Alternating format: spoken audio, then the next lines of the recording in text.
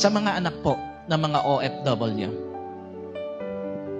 wag na wag mong sisisihin si nanay mo o si tatay mo, bakit parang kulang siya ng oras sa'yo? Alam mo ba kaya siya kulang ng oras sa'yo? Para yung bawat oras ng pagkain mo, may kakainin ka. Alam mo ba bakit kulang siya ng oras? Para yung oras, sa bawat oras na mag-aaral ka, may pang-aral ka. At alam mo ba bakit kulang sila ng oras sa'yo? Para yung oras, sa bawat oras na uuwi ka, may bahay ka na uuwian. At doon sa mga anak na nagtatanong,